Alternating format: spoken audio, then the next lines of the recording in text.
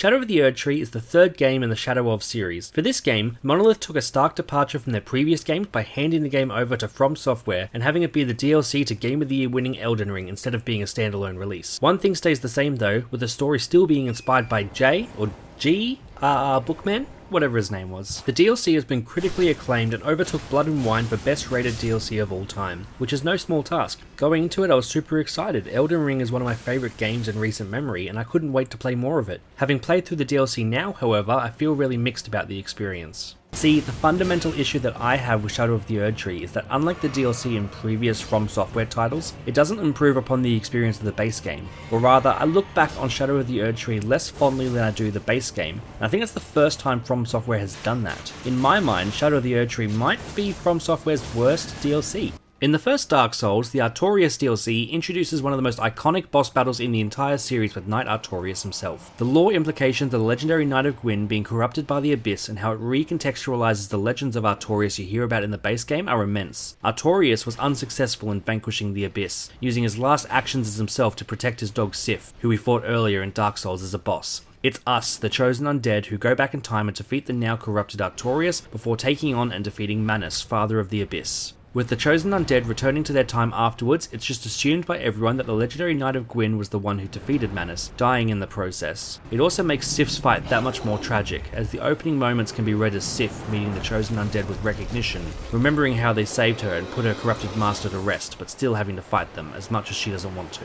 The Dark Souls 2 DLCs blow anything the base game does out of the water. Each of the game's 3 DLCs explore a previous king and era of the world, all of which long after the original Dark Souls and Lord Gwyn. The Crown of the Sunken King has you exploring these ruins with switches you can activate by attacking them, and it does this interesting thing where it goes full Zelda and has the player shooting them with arrows to activate them from a distance. You also get the best dragon fight in Dark Souls up to this point with Sin, the slumbering dragon. Crown of the Old Iron King has some gorgeous environments, cool vertical level design and some memorable bosses in Fume Knight and Sur Alon. Crown of the Ivory King has my favourite looking areas in Dark Souls 2. Interesting boss gimmicks and an interesting mechanic where when you activate this change in the area, it makes the level harder instead of easier, with now unfrozen enemies being able to attack you. Dark Souls 3's 2 DLCs both add a lot to the game as well. The painted world of Ariandel is gorgeous and has a lot of cool stuff going on with some interesting new enemies. I actually like the Grave Tender boss battle, and Sister Frieda is one of my favourite bosses in the whole series. You deplete her health bar and then the second phase starts where you take on both her and Father Ariandel at the same time. Once defeated, the game tricks you into thinking the fight is over before pulling the rug out from under you and starting the third phase of the boss. This fake out might be one of the most memorable moments in all of Dark Souls 3.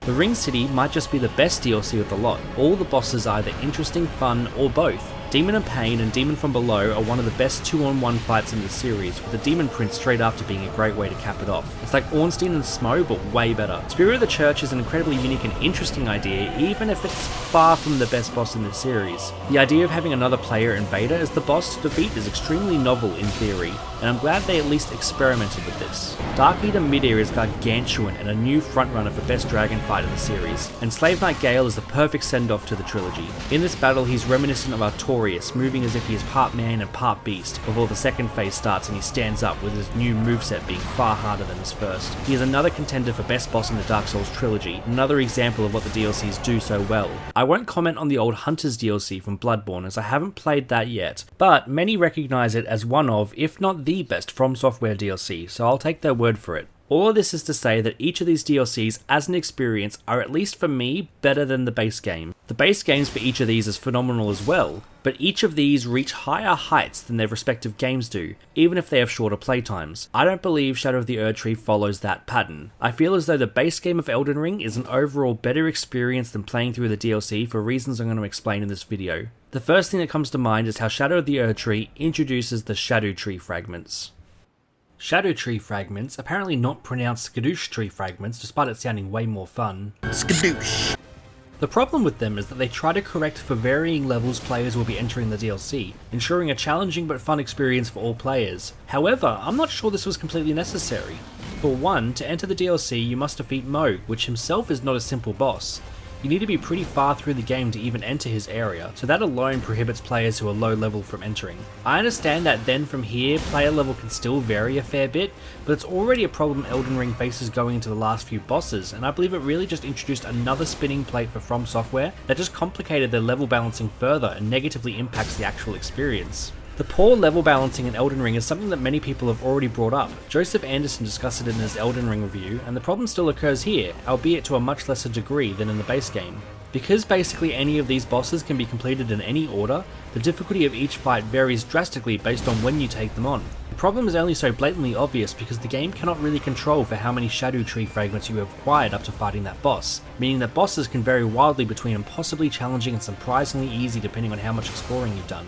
Following an online guide on a recommended route through the DLC can help mitigate this problem, however that spoils much of the point of an open world game, exploring on your own and seeing what you discover. Take two bosses that I actually really like in a vacuum, Mesmer and Midra, both of which I think my experience was spoiled with. Starting with Midra, I like a lot of this boss. The abyssal woods leading up to this very small legacy dungeon is sufficiently interesting and also terrifying, introducing stealth mechanics to the series which I don't think I've seen outside of Sekiro. Midra's Manse is satisfactory enough, it's quite short, but it features some secret items and falling back in on itself, it's fine. Then you come across Midra, a shambling husk who seems almost pained as he lunges towards you. You quickly put him out of his misery and then this happens.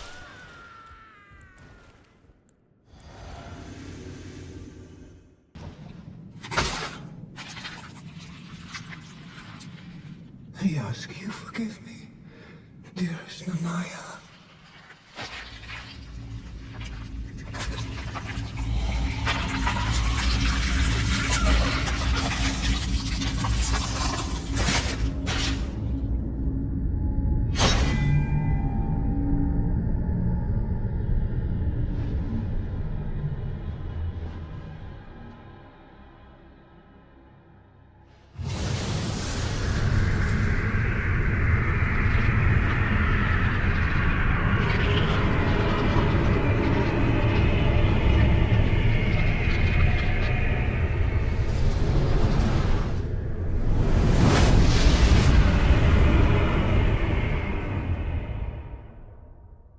It's grotesque and chilling in the best ways, playing to Elden Ring's strength, which are these vile looking boss designs. His moves are creative and he's a fun boss, but I managed to take him out quickly enough in a couple of attempts. I took him on basically at the end of the game, right before Star Scourge Radahn, and because of this he was underwhelming. I would have loved if this boss was a bit more challenging, but I had too many Shadow Tree fragments and because of this it was spoiled for me a little bit. Contrast this with when I took on Mesmer, it was like banging my head against a wall, except the wall had fire snakes and an inescapable combo that could insta-kill me from full health. When I checked online later what the consensus was on him, because I believe he was unreasonably difficult, most people recommended collecting many more Shadow Tree fragments before taking him on. In theory, this is not much different than coming across an area in a game that you're underleveled for and having to level up a bit before coming back. And in hindsight, I do wish I thought of doing that. However, everything Dark Souls has taught me so far is that when you come across something that seems insurmountable, keep going, you will eventually push through. Throughout almost all of the base game, you are either at about the right level or over-leveled, unless you are playing in a way to be intentionally underleveled. Because of this, whenever the game is difficult, you can assume that this is the intended experience, and you simply need to practice, as you already have all the tools you need to succeed. This is the polar opposite of learned helplessness. Learned helpfulness, learned self-sufficiency. It's a strength of all the FromSoftware games, however this time it detracted from my experience of Shadow the Erdtree. The inconsistency the Shadow Tree fragments introduced hurt the experience provided in the DLC. It's because of this that I had no qualms with using the Mimic tier throughout the rest of the game, as if the game was going to throw that much bullshit my way, I was going to do whatever I could to mitigate it. By the time I actually beat Mesmer, it was because a patch came out that reworked the scaling of the fragments in the early part of the DLC, and this tweaking made the boss far more enjoyable as he seemed challenging but fair. My initial experience with the boss though is now forever going to be one of frustration, and I feel as though it's been spoiled for me somewhat. FromSoftware still seem a little unsure of how to properly craft a difficult but fair experience in an open world, and I feel as though the Shadow Tree fragments actually created a worse experience than what was present in the base game, and Elden Ring doesn't even do a great job of it to begin with. And the thing is, these fragments are one of the few things worth picking up as you explore. So much of the exploration rewards you with either a cookbook or a smithing stone, to the point that I would as a game try to predict which one of the two it would be. I get smithing stones are kinda useful, and I think the intention is that players will use them to upgrade the new weapons they pick up throughout the DLC, but it's just almost comical given that by this point many players will be able to purchase any smithing stone they want, with the exception of the ancient level ones which still must be found. Getting a smithing stone 6 just isn't helping, sorry FromSoft. An extra source of healing in Elden Ring can be having your message raided, and farming for this is absolutely everywhere throughout. This is clearly signalling that I'm not the only person struggling. Gone are the try-finger butthole or Fort Knight messages. Now it's just a bunch of people saying difficult enemy therefore praise the message. And for the record, I like hard bosses. I like hard games. I remind you, I sung the praises of the DLC of the Dark Souls series. I really like the Dark Souls series. I bring this up because I feel I need to justify my grievances with the game. The fact that I feel the need to provide my credentials in order to critique a game is itself a problem with some die-hard Souls fans. But that's a conversation for another day. Every defense I've seen of the DLC's difficulty has been summed up to get good.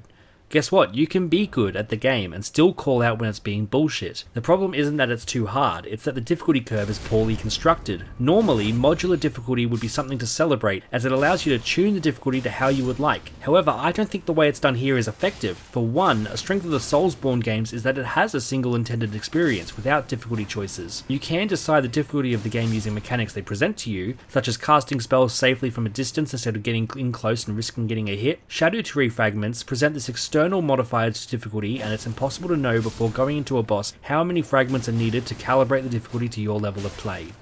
Difficulty scaling is a problem that is inherent to open world games, and while the original Elden Ring helped cure my fatigue of the genre, Shadow of the Erdtree reminded me of why I was fatigued in the first place. The DLC is big, and I would chalk this in the win category, normally anyway. There are large areas with virtually nothing to do. These finger areas have basically nothing except some enemies, a coffin that lets you duplicate a remembrance, and a quest-related horn to interact with. And there's 2 of these for some reason. Likewise, although I liked the gimmick of the Abyssal Woods, it had no right to be that large.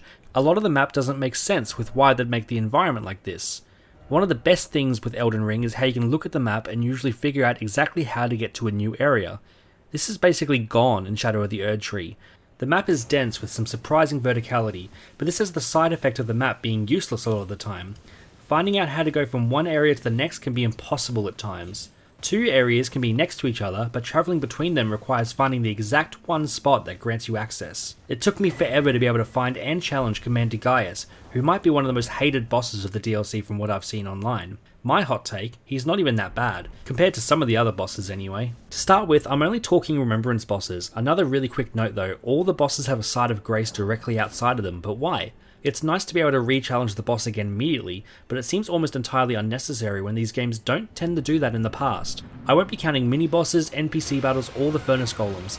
But I do want to quickly mention the Golden Hippopotamus. He may be one of the jankiest, least fun bosses I've ever versed in a FromSoftware title. The boss arena has 2 entrances, and the entrance that I used became inaccessible after the first attempt. I thought it was a bug until I googled what was going on and found that I had to enter from somewhere else. Bad design.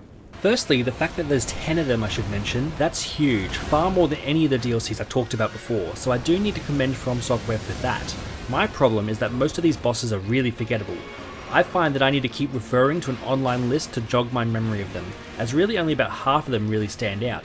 I don't have much to say about some of them. Dancing Lion is cool visually, but pretty bland to fight against. His second phase is pretty bad though. You need to spend extended periods of time keeping a distance from him until you can close and punish, dragging the fight out. Also, the fact that there's a second Dancing Lion later on kinda cheapens it a whole lot. Mesmer and Midra I already mentioned, both of which I think could have been great if Erdtree fragments didn't ruin my experience with them. R'Larna is among my least favourite. Visually not that distinct from Pontiff Sullivan from Dark Souls 3. Some bullshit attacks and long strings that made for long periods of waiting.